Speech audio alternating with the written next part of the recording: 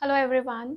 As you all know that we have started chapter 1 solid states. In solids particles are very tightly packed. They have strong intermolecular forces of interaction. They have fixed shape, fixed volume and they can't be compressed. Now in the class 12th we have to discuss the other various properties of solids and the classification of solids.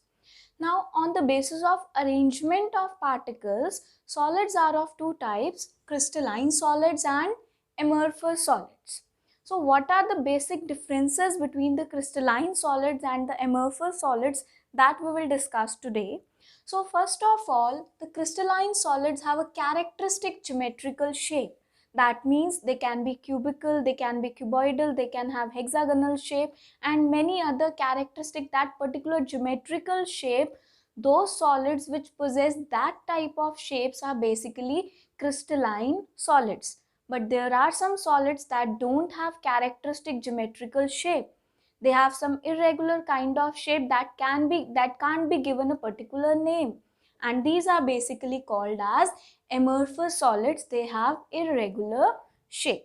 Now, what is the reason behind the irregular shape and the regular shape is the arrangement of particles. In crystalline solids, particles have a long range arrangement. That means, for example, if this is the particle A, then particle B, A, B, A, B, A, B, A, B, A, B. So this order of arrangement of particles is followed over the entire crystal. That means they have a long range order, and that is the reason that they have a fixed geometrical shape. Whereas in the amorphous solids, particles are not arranged in a long range order. The arrangement is at for a short period and then the arrangement gets disturbed.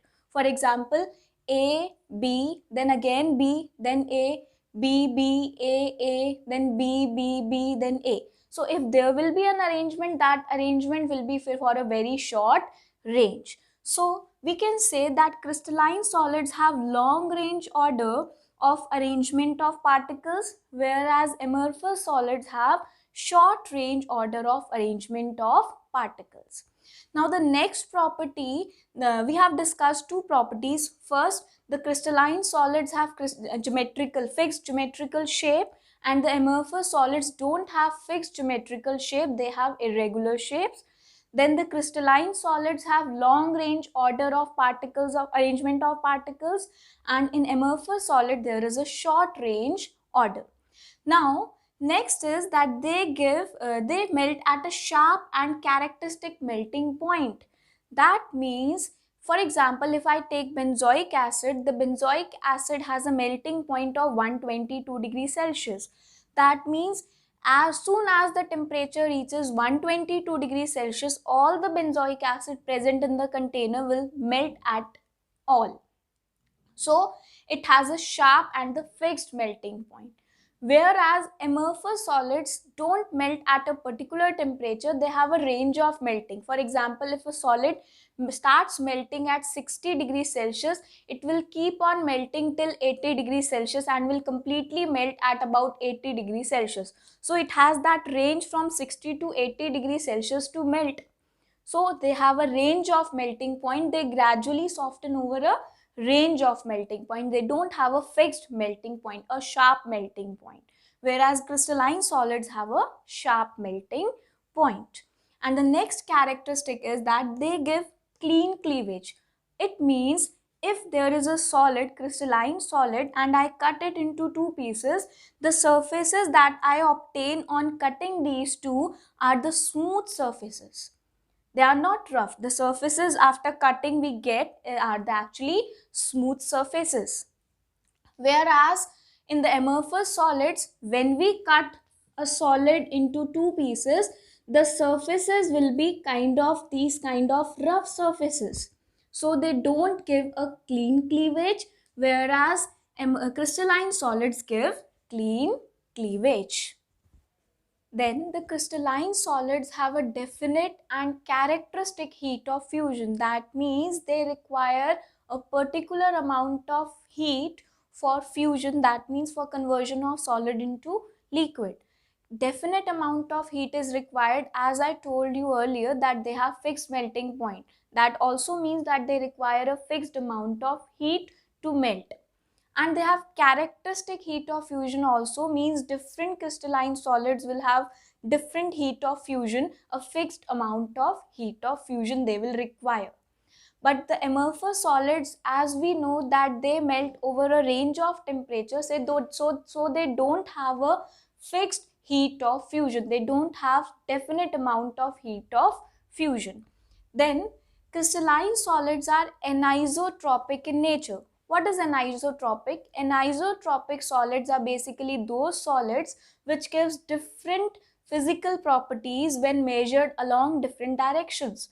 In crystalline solids, there is a long range order, but when we move in different directions, that arrangement varies, and that's why the value of the physical properties when measured along different directions gives us different values. So they are anisotropic solids. But in amorphous solids, in any direction we move, there is no order. So in direction X, direction Y, direction Z, there will be no order. And that's why they will give same value of any physical property like refractive index in different directions, and that's why they are called as isotropic in nature. Then crystalline solids are true solids. They possess all the properties of a particular solids, and that's why they are called as true solids. Whereas amorphous solids have tendency to flow, and we know that tendency to flow is the property of liquids or fluids. So we can say that amorphous solids are not true solids, they are pseudo solids, or we can also call them as supercooled liquids. Then the examples of crystalline solids are like quartz, sodium chloride, benzoic acid, etc. Whereas the example of amorphous solid is quartz glass, wood, etc. We can convert an amorphous solid into crystalline solid by slowly heating the solid and then cooling that liquid, because on heating slowly the particles will get arranged in a definite arrangement, and then we cool it slowly, and in this way we can convert an amorphous solid into the crystalline solid. Similarly, we can convert a crystalline solid into amorphous solid by rapidly heating it and then cooling it. Now after that we have crystal lattice and the unit cell. These crystal lattice and unit cell is the very important topic of this chapter, because we are discussing about solids, and as we know that in solid particles are very tightly packed. So that arrangement of particles is done in the form of crystal lattice. Basically, crystal lattice is a term which is given to the regular three-dimensional arrangements of points in space. All the points means the lattice points. Lattice points basically represents the position of an atom, ion or molecule. Suppose this and this, these are the lattice points. When these lattice points are joined together, it generates an entire crystal lattice. So the regular three-dimensional arrangement of points in the space is called as crystal lattice. And now what is unit cell? You can see that crystal lattice is made up of many such smaller repeating units. If I repeat this small unit, the unit cell into this direction, and all the directions, three directions, in that case what I will get is the crystal lattice. So the basic repeating unit, the smallest portion of the crystal lattice, which when repeated in three directions generate the entire lattice, that is called as the unit cell. So unit cell is the smallest portion of the crystal lattice which when repeated in three directions generate the entire crystal lattice. Now a unit cell is characterized by 6 parameters. We can define a unit cell. There are various types of unit cells. A unit cell can be characterized by the parameters. These are the two types of parameters. First is the dimensions along the three edges, means A, B and C, the sides of the unit cells. the length, the width and the height of the unit cell, the edges of the unit cells. These dimensions are 3 parameters, and the other 3 parameters are the angle between the edges, the angle which is present between the edges of the unit cell. As this is a unit cell, first of all we have the edges. Suppose this is A, B and C, and now the angle between the edges. Alpha is the angle between B and C. Between B and C we have alpha. Then beta is between A and C. Between A and C edges, the angle is called beta, and gamma is the angle between A and B. This angle. This is gamma. So total there are 6 parameters A, B, C, which are the 3 edge lengths, and alpha, beta and gamma, which are the angle between these edges. You have to remember that alpha is between B and C, beta is between A and C, and gamma is between A and B. Now there is a short trick to remember it. Write BCA, alpha, beta and gamma. So alpha is between B and C, beta is between A and C, and gamma is between A and B. With this short trick, you can memorize it well. Till now, we have discussed about the crystal lattice and the unit cells. Now, unit cells are of various types. Actually, what are the unit cells? Unit cells are the imaginary terms when we join the atoms, ions or molecules with lines. The arrangement we get is called the unit cell. So, unit cells are of different types on the basis of the position of the particle. The particle could be an atom, ion or the molecule. Now, on the basis of position of particles, unit cells are broadly classified into 2 categories. These are the primitive unit cells and the centered unit cells. Now, what are primitive unit cells? Primitive unit cells are those unit cells in which particles are present at the corners. At all the corners, this is a unit cell, and in this unit cell, particles are present at all the corners. Such unit cells are called as primitive unit cells, in which particles are present only at the corner of the unit cell. But those unit cells in which particles are present at some other position as well besides corner, the particles are present at the corner, but along with corners, particles may be present at some different position. Such kind of unit cells are called as centered unit cells. So, in centered unit cells, the particles are present at one or more position other than corner. Corner पर तो है ही particles, but corner के साथ साथ और position पर भी present है. Now centered unit cells are further of 3 types. The first type is face centered unit cell.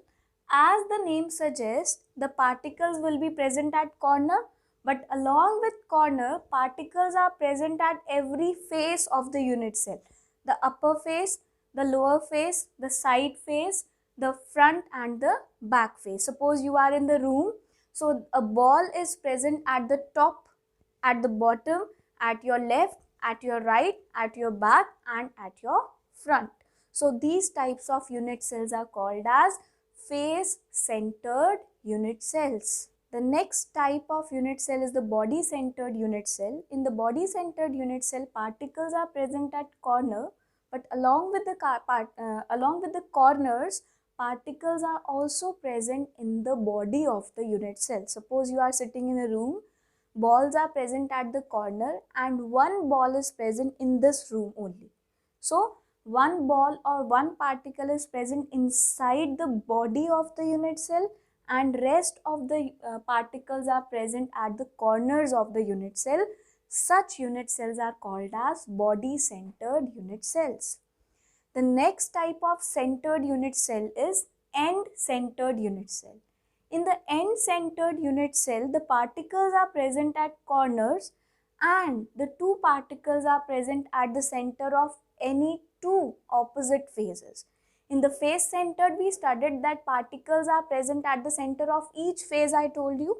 But in the end centered, particles are present only at the two opposite phases, maybe top or bottom, maybe the side ones, or maybe the front and the back one. So particles are present on any two opposite phases and at the corner of the unit cells. Such unit cell is called as end-centered unit cell. So this is all about types of unit cells. I hope this chapter is very much clear to you and you enjoy learning with me. Thank you.